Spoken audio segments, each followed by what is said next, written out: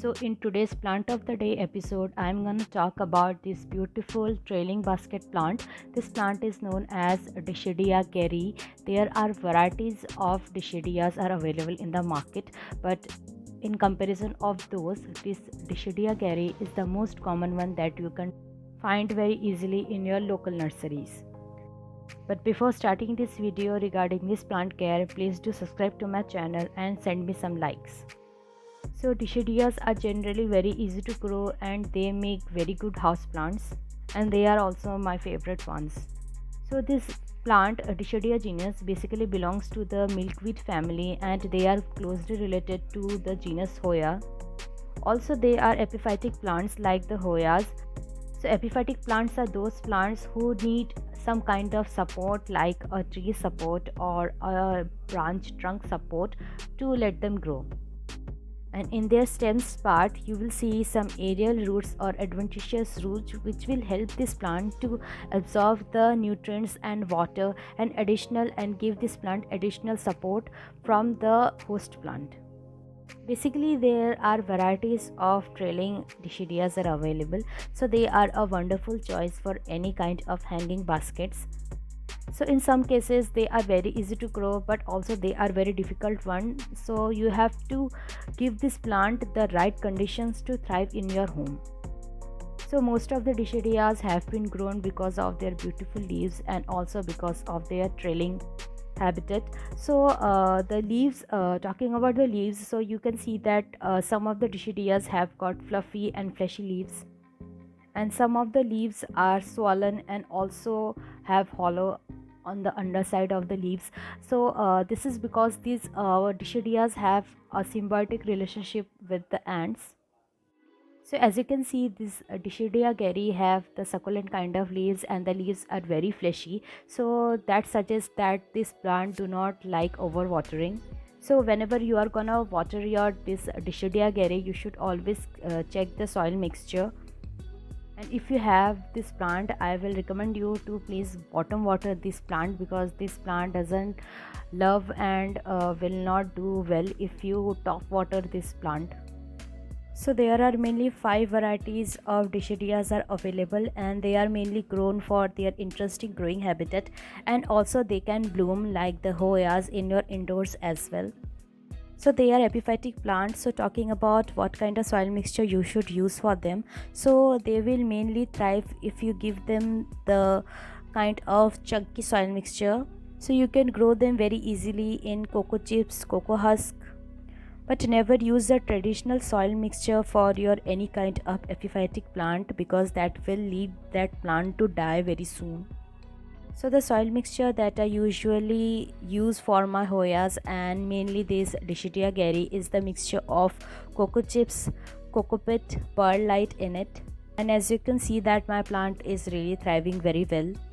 The next important thing that I have seen, that what kind of pot you should always use for your epiphytic plant, mainly this Dischidia geris or your Hoyas. So I really recommend you to grow these plants in the plastic containers, because this plant love the humidity around its roots, and in if you grow them in the terracotta pot, the terracotta are very porous, so they will drain out the excess amount of water from your plants. So I really recommend you to please use the plastic containers for growing any kind of epiphytic plant, especially this Dischidia geri.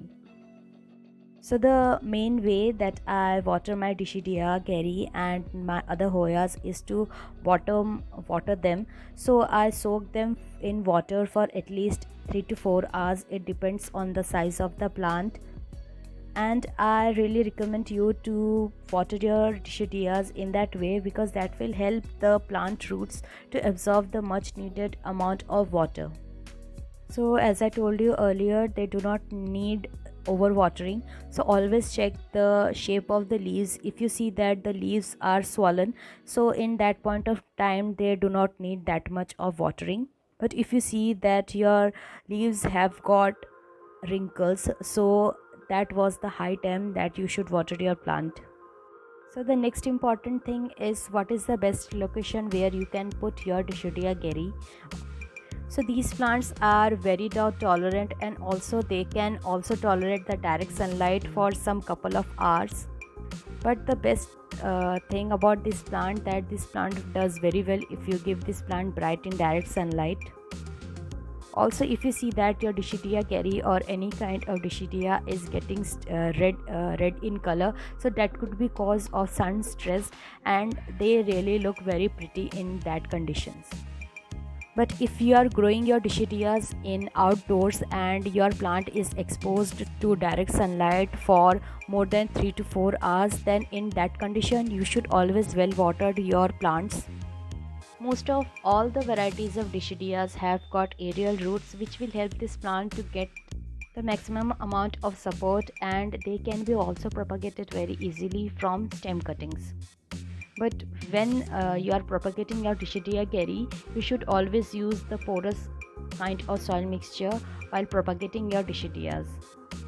So the steps are very easy while you are propagating your Dischidia Gary. So you have to take a stems which have got 2 leaves and some aerial roots. You can stick them in the sphagnum moss, or you can also grow them in just cocoa chips. Place this cutting in a place where this cutting will get bright but in direct sunlight. If you have got any kind of query regarding the propagation of this Dischidia Gary, please let me know in the comment section. Talking about the right way of fertilizing your Dischidia Gary, so they are very low feeder of any kind of fertilization. But if you want, you can also fertilize them with NPK 19-19-19 monthly basis. And this is the mostly growing season for most of the indoor plants, mostly this Dischidia Gary. You can see that the new leaves are much more larger in shape in comparison of the older leaves, and it's really growing very rapidly because I have recently fertilized it. But always while always growing any variety of Dischidia, you should always keep in mind that you should never underwater this plant, because that will also harm this plant, because this plant have got succulent kind of leaves.